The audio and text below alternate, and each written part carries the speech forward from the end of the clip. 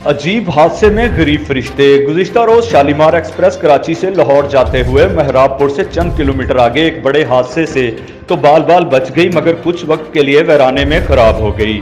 अब सख्त गर्मी में मुसाफरों से भरी ये रेलगाड़ी दो बड़े स्टेशनों के दरमियान एक वीरान जगह खराब खड़ी थी। हादसे से खाइफ मुसाफिर, गर्मी में रोते बच्चे, बेहाल खवातीन और उस पर मजीद ये कि अमले के बकौल अमदादी कार्रवाइयों में 6 घंटे का इंतजार, यानी मुकम्मल बेबसी के आलम में सब शदीद परेशान थे।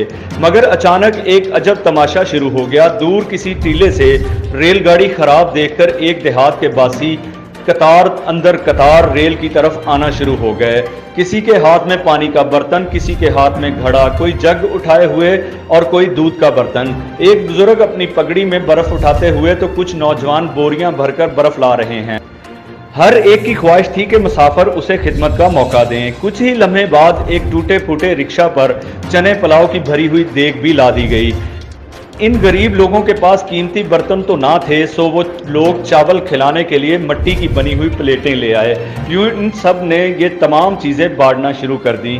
तमाम मर्द मुसाफिर रेलगाड़ी से उतर आए और खवातीन मुसाफिरों को उनकी नशिस्तों पर ही खाना पानी दिया गया। ना मदद करने वाले जानते थे कि वो जिसकी मदद कर रहे हैं वो किस सूबे, किस ज़ात, किस बरादरी, किस मजहब या किसी सियासी जमात से तल्लक रखते हैं, और ना परेशान हाल मुसाफिर जानते थे कि उनकी मदद करने वाले ये फरिश्ता सिर्फ लोग कहाँ से आए और किसने बुलाए या भेजे हैं।